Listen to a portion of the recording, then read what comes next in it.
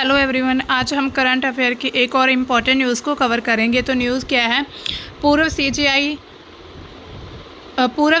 D.Y.. Chandrachud को बड़ी जिम्मेदारी मिली है। अब इस यूनिवर्सिटी में देंगे इंसाफ की सीख। Ex CJI Chandrachud joins NLU यानी कि National Law University Delhi as professor to head centre for constitutional studies. जो पूर्व सीजीआई रह चुके हैं हमारे सुप्रीम कोर्ट के चंद्रचूड़, डी.वाई. चंद्रचूड़, तो उन्होंने अभी NLU दिल्ली को ज्वाइन किया है एज अ प्रोफेसर। ये न्यूज़ चर्चा में क्यों है? भारत के पूर्व मुख्य न्यायाधीश सीजीआई डी.वाई. चंद्रचूड़ को राष्ट्रीय विधि विश्वविद्यालय NLU दिल्ली में प्रतिष्ठित प्रोफेसर के रूप में नियुक्त किया गया है, मतलब सीनियर प्रोफेसर रहेंगे। संस्थान ने इसे भारतीय विधि शिक्षा में एक परिवर्तनकारी अध्याय बताया है। क्यों? क्योंकि ऐसा आज से पहले कभी नहीं हुआ कि कोई भी जो सीजीआई है, पूर्व सीजीआई रह चुके हैं, तो उन्होंने कोई भी अपने मतलब रिटायरमेंट के बाद किसी भी शिक्षा संस्थान को या कहीं भी ज्वाइन किया हो, तो ये एक परिवर्तनकारी अध्याय इसे माना जा सकता है। पूर्व सीजीआई को यह जिम्मेदारी उनके रिटायरमेंट के 6 महीने बाद मिली है। वह नवंबर महीने में सीजीआई पद पर रिटायर हुए थे, जो अभी नवंबर मंथ में रिटायर हुए थे सीजीआई पद से। तो उसके बाद अब उन्हें ये जिम्मेदारी मिल चुकी है कि आप एक शिक्षा संस्थान में एज अ प्रोफेसर कार्य करेंगे आप, ठीक है। NLU के वाइस चांसलर क्या कहते हैं? नेशनल लॉ यूनिवर्सिटी दिल्ली ने 15 मई को उनके जुड़ने की जानकारी दी है। तो 15 मई को उन्होंने अनाउंस किया है कि जो नए प्रोफेसर होंगे नेशनल लॉ यूनिवर्सिटी दिल्ली में, वो हैं डी.वाई. चंद्रचूड़, जो कि एक्स मतलब कि पूर्व CGI chief justice of India रह चुके हैं। तो उन्हें प्रतिष्ठित प्रोफेसर यानी कि डिस्टिंग्विश्ड प्रोफेसर बनाया गया है। NLU के वाइस चांसलर GM वाजपेयी ने कहा है कि यह जुड़ाव हमारे शिक्षण माहौल को और बेहतर बनाएगा। उनकी समझ और अनुभव से आने वाली पीढ़ी के लॉ स्टूडेंट्स को बड़ा फ़ायदा मिलेगा, क्योंकि वो इतने एक्सपर्ट्स हैं लॉ में। तो अब जो वहाँ के स्टूडेंट्स हैं उन्हें बहुत मदद मिलेगी, और उनकी जो भी समझ है, उनके जो भी होते हैं एक्सपीरियंस, उनसे जो भी आने वाली पीढ़ी है, जो आगे जनरेशन जो लॉ करना चाहती हैं या कुछ भी इस फील्ड में जाना चाहते हैं, तो उनको बहुत ही फ़ायदा मिलेगा। NLU में शुरू होगी एक खास लेक्चर सीरीज़ होगी इस पर। वाइस चांसलर ने यह भी बताया है कि जस्टिस चंद्रचूड़ ने संविधान की व्याख्या, नैतिकता और मौलिक अधिकारों को समझाने में जो काम किया है वह कानून की पढ़ाई के लिए बहुत महत्वपूर्ण है। तो उन्होंने जो भी अपने फैसले किए थे या जो भी उन्होंने मौलिक अधिकार समझाए हैं, लोगों को नैतिकता सिखाई है, व्याख्या की है, संविधान की बहुत अच्छे से व्याख्या की है उन्होंने, तो वो जो भी लॉ की पढ़ाई करना चाहता है उसके लिए बहुत ज़्यादा इंपॉर्टेंट है। जो भी लॉ करना चाहता है उसको ये बेसिक चीज़ें मालूम होनी चाहिए।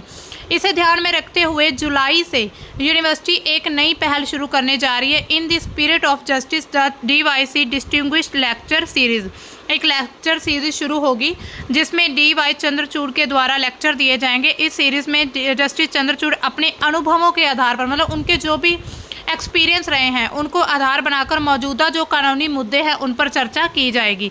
तो ये आप पिक्चर देख सकते हैं, ये है जो NLU के CEO हैं, प्रोफेसर हैं डॉक्टर G.S. वाजपेयी, तो उन्होंने बताया है। डी.वाई. चंद्रचूड़ क्या कहते हैं कि सुप्रीम कोर्ट के बड़े फैसले का हिस्सा रहे हैं। सुप्रीम कोर्ट के बहुत से ऐसे फैसले जिनका ये हिस्सा रह चुके हैं डी.वाई. चंद्रचूड़। डी.वाई. चंद्रचूड़ नवंबर 2024 में भारत के 50वें मुख्य न्यायाधीश के पद से रिटायर हुए थे।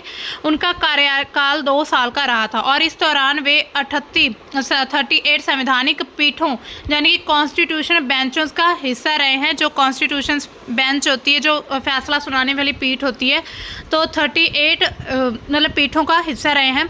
उन्होंने अयोध्या भूमि विवाद धारा 370 हटाने, निजता के अधिकार जैसे ऐतिहासिक मामलों में महत्वपूर्ण भूमिका निभाई है। उनके निर्णयों को भारत की न्याय प्रणाली में बड़ा योगदान माना जाता है। तो मतलब ऐसा माना जाता है कि जो भी लॉ है, मतलब कि कानून में उनका बहुत बड़ा योगदान है। यहाँ पर आप उनकी पिक्चर देख सकते हैं। डी.वाई. सीजीआई चंद्रचूड़ के कार्यालय के 10 बड़े फैसले क्या है, आगे हम इनको डिटेल में करते हैं।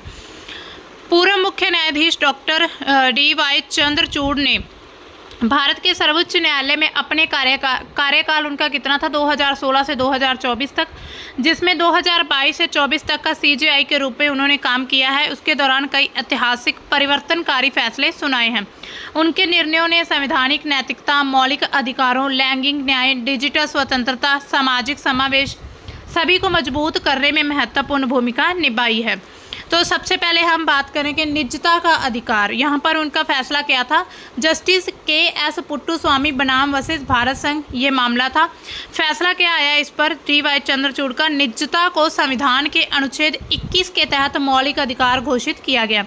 मतलब राइट टू प्राइवेसी जो आज हम सुनते हैं कि आर्टिकल 21 के तहत आता है, तो ये एक मौलिक अधिकार है। तो इसको भी डी.वाई. चंद्रचूड़ ने ही मौलिक अधिकार घोषित किया था और अपने कार्यालय के समय उन्होंने ये किया है। प्रभाव इसका क्या पड़ा कि आधार कार्ड की अनिवार्यता पर सवाल उठे थे।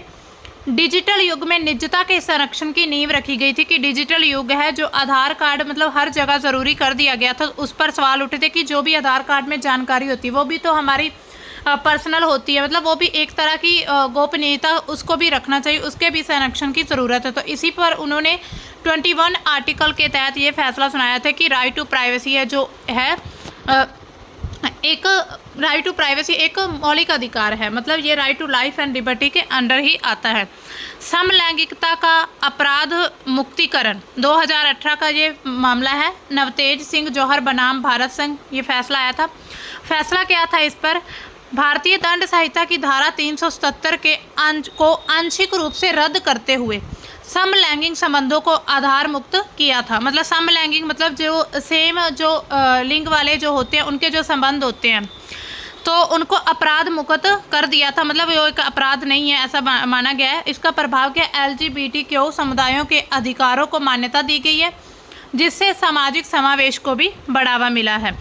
अयोध्या राम जन्मभूमि और बाबरी मस्जिद विवाद हुआ था 2019 में, ये फैसला आया है इसका। विवादित भूमि पर राम मंदिर का निर्माण का आदेश दिया गया था और मुस्लिम पक्ष को वैकल्पिक भूमि आवंटन किया गया था।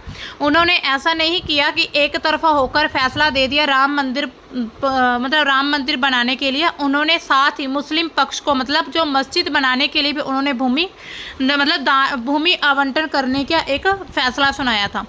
इसका प्रभाव क्या पड़ा कि दशकों पुराने जो धार्मिक सामाजिक विवाद थे उनका समाधान हो गया था और सामुदायिक सौहार्द पर जोर मिला था। मतलब जोर दिया था कि जो आपसी भाईचारा जो भावना है, जो सामाजिक धार्मिक जो विवाद होते हैं उनको कम करने में थोड़ी सॉल्यूशन इसका निकाला गया है। क्योंकि ये विवाद बहुत लंबे समय से चला आ रहा था अयोध्या राम जन्मभूमि का, और जो बाबरी मस्जिद को वहाँ से हटाया गया है तो उसके जगह पर मस्जिद बनाने के लिए साथ में ही कोई और मतलब उसके नज़दीक की कोई और जगह प्रोवाइड करवाई गई है।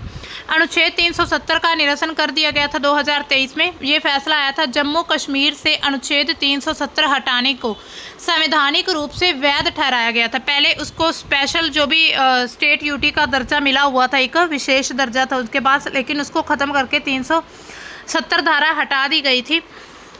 प्रभाव क्या पड़ा इसका, जम्मू कश्मीर के विशेष दर्जे को ख़त्म करके केंद्र शासित प्रदेश बना दिया गया था। अब जम्मू एंड कश्मीर का एक यूटी है जहां पर सेंट्रल गवर्नमेंट का कंट्रोल होता है। सबरीमाला मंदिर में महिलाओं का प्रवेश, ये भी एक फैसला आया था 2018 का, ये विवाद था। फैसला क्या आता है, 10 से 50 वर्षों की महिलाओं के मंदिर में प्रवेश पर प्रतिबंध जो था लगा हुआ था पहले प्रतिबंध, उसको असंवैधानिक ठहराया गया था और औरतों के मतलब महिलाओं के प्रवेश को वैध बनाया गया। प्रभाव इस पर क्या पड़ा कि लैंगिक समानता हुई। अब देखिए भाई, एक मंदिर है यहाँ पर आप देख रहे थे, मान लीजिए ये एक मंदिर है, तो अब इसमें क्या है, सिर्फ पुरुष जा रहे हैं, महिला नहीं जा सकती। तो इससे क्या होगा, जो लिंग अनुपात मतलब जो असमानता वो बढ़ रही है, लैंगिक असमानता बढ़ रही है। तो अब एक ऐसा फैसला आता है कि इसमें महिलाएं भी प्रवेश कर सकती है इस मंदिर में। तो इट मीन्स कि जो लैंगिक समानता है वो बड़ी है इससे। धार्मिक स्वतंत्रता के बीच संतुलन पर जोर दिया गया। अब देखिए, आधार कार्ड की वैधता, ये 2018 का केस था, 2018 में आया था। ये फैसला क्या था, आधार योजना को संवैधानिक रूप से वैध ठहराया गया, लेकिन निजी कंपनियों द्वारा इसके उपयोग पर प्रतिबंध लगाया गया। मतलब जो निजी कंपनियां वो इसको यूज़ नहीं कर सकती आधार कार्ड को, किसी के भी आधार कार्ड को, और जो सार्वजनिक क्षेत्र होते वहाँ पर आधार कार्ड को वैध माना गया। प्रभाव क्या पड़ा इसका, निजता के अधिकार को संतुलित करते हुए कल्याणकारी योजनाओं के लिए आधार को मजबूत किया गया था। कल्याणकारी योजनाएं कौन चलाता, अब निजी कंपनी तो नहीं चलाएगी कोई भी, सरकारी जो सार्वजनिक कंपनी थी वही चलाती है। तो इसके लिए जो आधार कार्ड है अब वो अनिवार्य हो चुका था और उसको एक मजबूती प्रदान की गई है।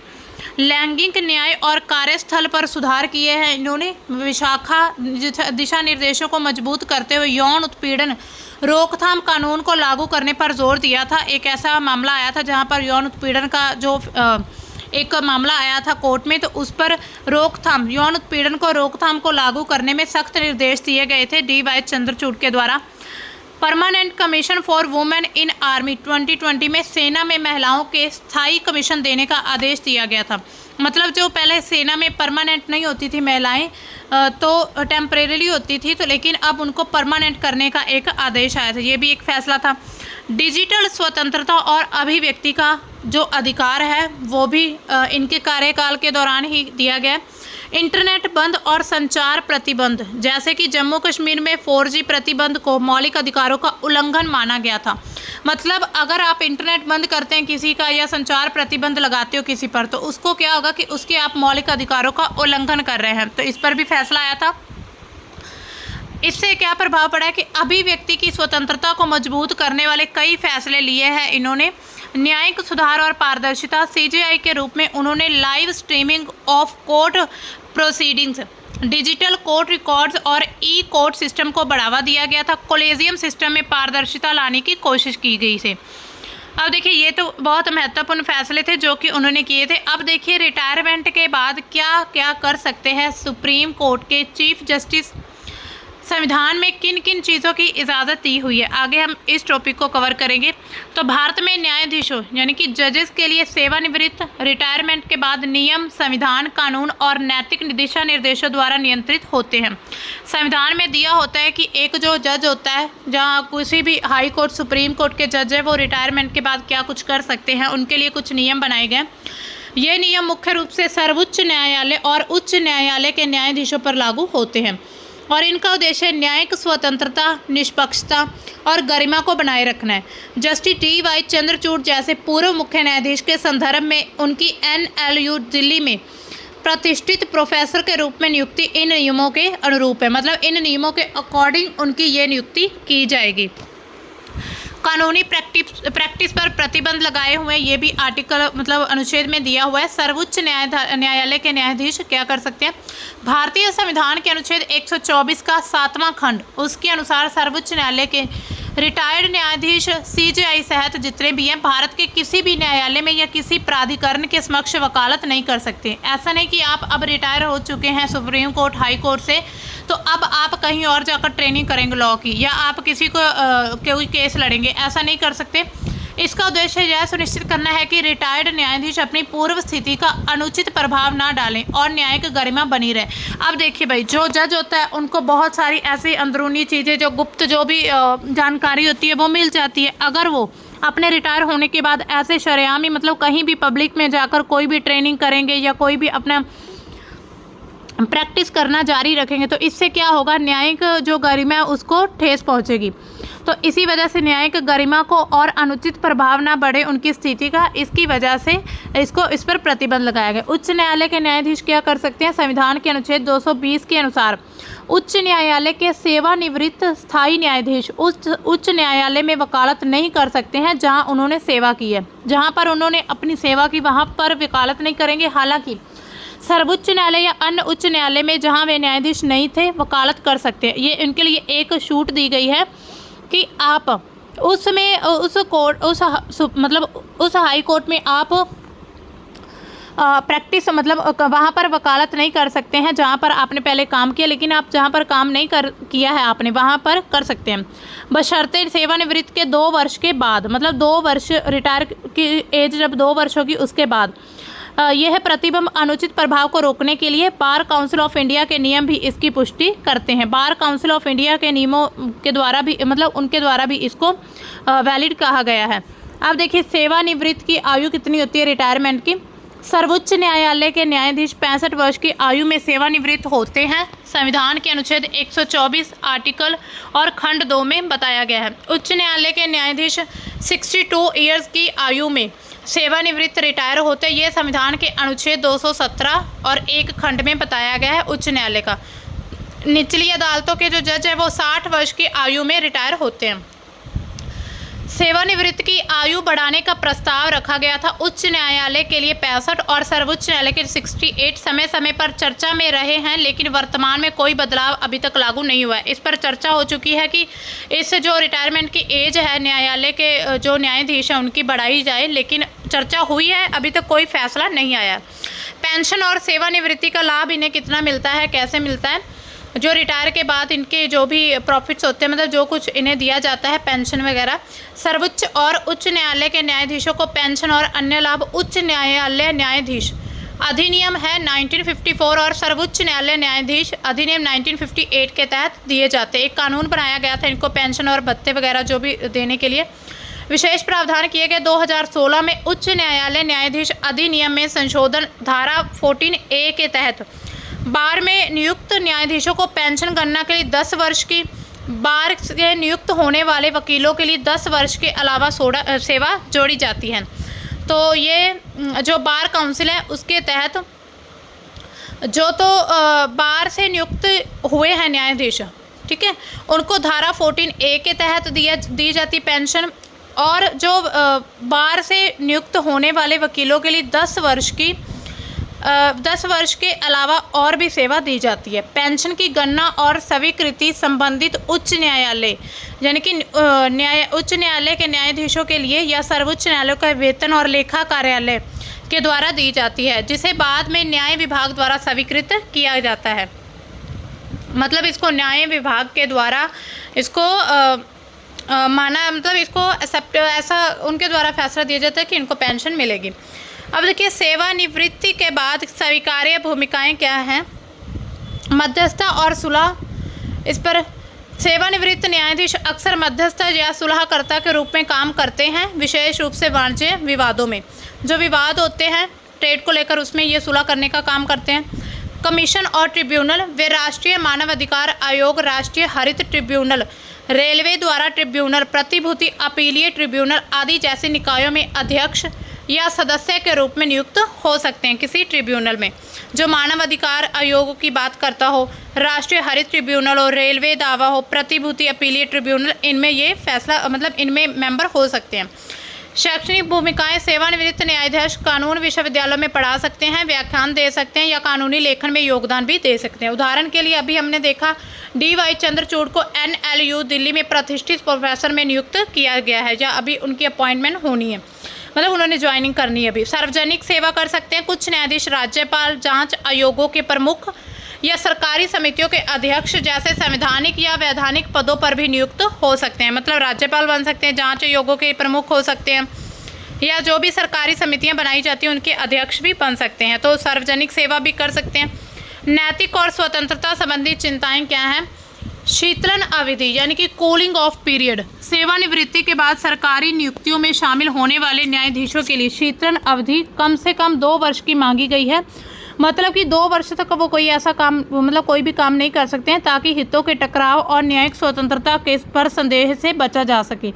ये सुझाव आप सांसद राघव चड्ढा ने 2024 में संसद में उठाया था, लेकिन अभी तक इसे लागू नहीं किया गया है। हालांकि इसको उठाया तो गया है इस चीज़ को कि 2 साल तक जो कूलिंग ऑफ पीरियड होना चाहिए, मतलब कि जहां पर 2 साल में कोई भी न्यायाधीश कोई काम ना कर सके, कहीं भी वो अध्यक्ष ना बन सके, कोई भी समिति का सदस्य ना हो, लेकिन इसको लागू नहीं किया गया है। संस्थागत भ्रष्टाचार भी एक चिंता है।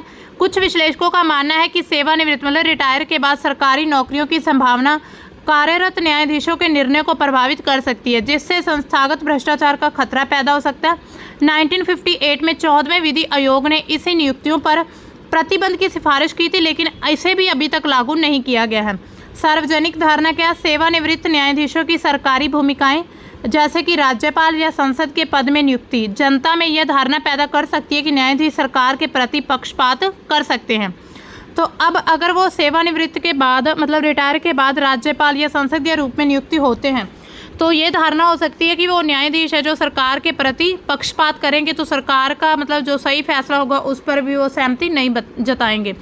इस पर और चर्चा और सुधार के सुझाव क्या क्या दिए गए हैं। सेवानिवृत्त की आयु बढ़ाना, लंबित मामलों और न्यायिक रिक्तियों को कम करने के लिए उच्च न्यायालय ने न्यायाधीशों की रिटायरमेंट एज 65 और सर्वोच्च न्यायालय के 68 वर्ष करने के प्रस्ताव है। हालांकि सरकार का कहना है कि यह गैर प्रदर्शनकारी न्यायाधीशों को लाभ पहुंचा सकता है और अन्य सरकारी कर्मचारियों के लिए समान मांग को बढ़ावा दे सकता है।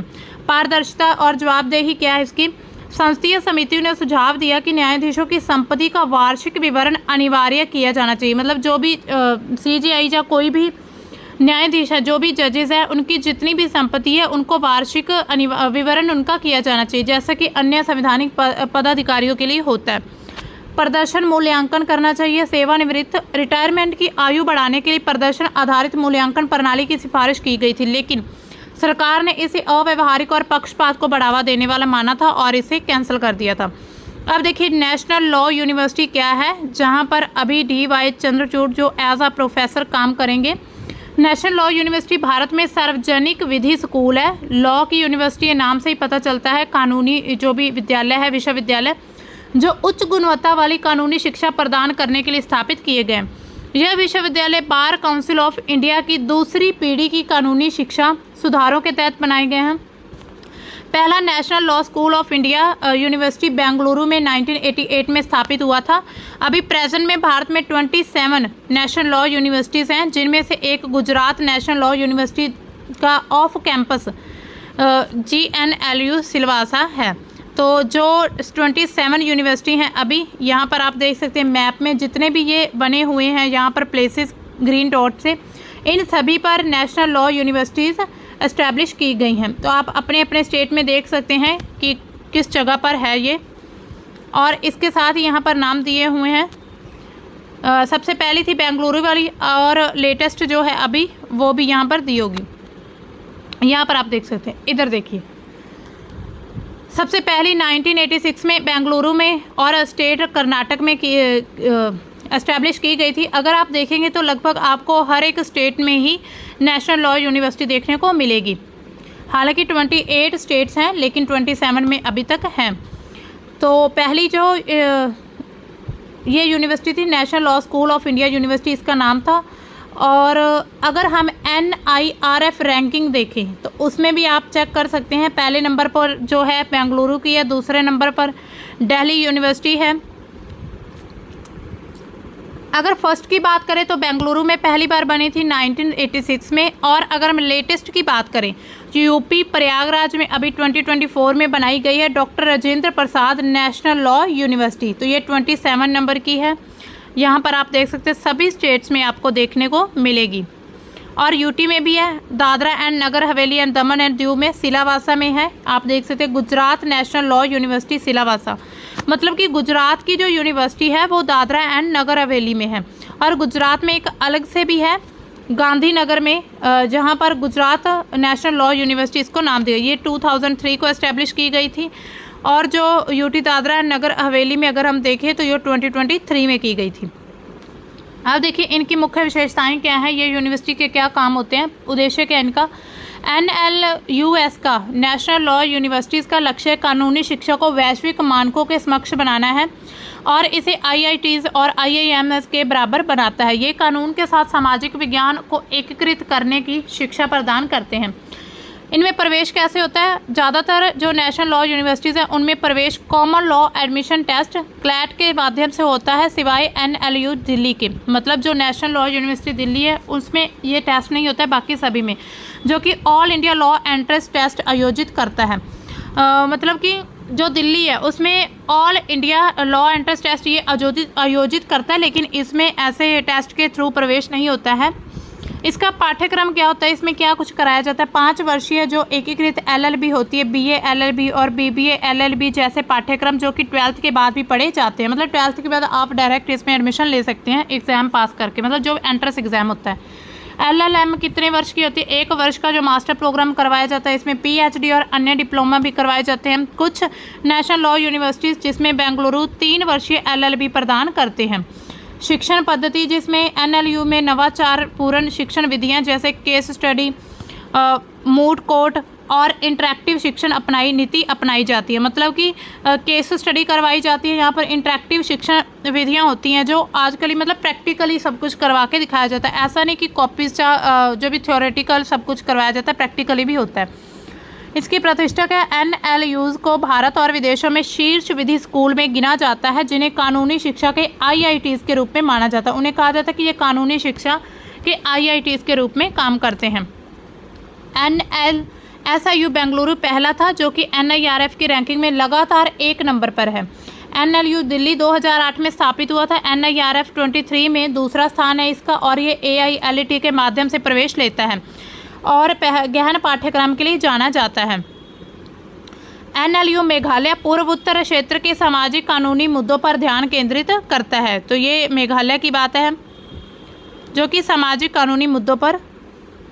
इसका महत्व क्या है? करियर, अगर NLUS ने उत्कृष्ट वकील, जज, शिक्षाविद और नीति निर्माता तैयार किए हैं जो कॉरपोरेट लॉ फर्म, NGOs और सिविल सर्विसेज में अवसर प्रदान करते हैं। सामाजिक प्रभाव है इसका, ये सामाजिक, राजनीतिक और आर्थिक न्याय को बढ़ावा देने के लिए मूल्य आधारित शिक्षा देने पर जोर देते हैं। शोध और नवाचार इसमें किए जा सकते हैं। NLUS नेशनल लॉ यूनिवर्सिटीज़ कानूनी सुधार, बौद्धिक संपदा और पर्यावरण कानून जैसे क्षेत्रों में शोध कर सकते हैं। अन्य लॉ जो स्कूल है उनमें और इनमें डिफरेंस क्या है? स्वायत्तता है, आज़ादी है। NLUs को विशेष कानून के तहत स्वायत्तता प्राप्त है, जिससे वे अपने पाठ्यक्रम और शिक्षण विधियों को डिज़ाइन कर सकते हैं अपने खुद से। मतलब उन्हें किसी के भी अंडर अपने जो भी सिलेबस पाठ्यक्रम है उनको रखने की ज़रूरत नहीं है। अपनी मर्ज़ी से चाहे तो कुछ भी ऐड और उसमें रिड्यूस कर सकते हैं। एकल विषय होता है इसमें, ये मुख्य रूप से कानून पर केंद्रित होता है। सिर्फ इसमें कानून के बारे में जानकारी दी जाती है, एक तरह से PhD हो जाती है कानून में। जबकि अन्य लॉ स्कूल सामान्य विश्वविद्यालयों का हिस्सा भी हो सकती हैं, जिसमें सामान्य जैसे कि BA कराई जाती है, BA BEd, और उसके साथ भी LLB होती है। प्रवेश प्रक्रिया होती है इनकी एक CLAT, AILT जैसी कठिन प्रवेश परीक्षाएं NLUs को अधिक प्रतिस्पर्धी बनाती है। मतलब इनमें भी बहुत ज़्यादा कंपटीशन है, इनमें भी डायरेक्ट एडमिशन नहीं लिया जा सकता। पहले आपको एंट्रेंस एग्ज़ाम, जो ये बहुत कठिन एग्ज़ाम होते हैं, इनको क्लियर करना होता है। क्वालिफाई करने के बाद ही आपका एडमिशन होगा इसमें। तो ये थी हमारी आज की न्यूज़, जिसमें हमने देखा कि जो हमारे जो CGI हैं, पूर्व न्यायाधीश हैं, मुख्य न्यायाधीश DY चंद्रचूड़, तो वो अभी नेशनल लॉ यूनिवर्सिटी दिल्ली के प्रोफेसर चुने जाएंगे। मतलब उनको अनाउंस कर दिया गया है कि वो प्रोफेसर बनेंगे, और उनके लिए एक स्पेशल जो भी लॉ सीरीज़ है वो लेकर आया जाएगा। लॉ लेक्चर सीरीज़ होंगी जिस पर वो लेक्चर दिया करेंगे और अपने अनुभवों के माध्यम से बच्चों को लॉ में मतलब कैसे अच्छा और बनाया, कानून के बारे में जानकारी देंगे, संविधान की व्याख्या। और इसके साथ हमने देखा कि उन्होंने जो अपने कार्यकाल में जो बहुत बड़े महत्वपूर्ण फैसले दिए थे उनके बारे में हमने किया, और फिर हमने देखा नेशनल लॉ यूनिवर्सिटी कॉलेज क्या होते हैं।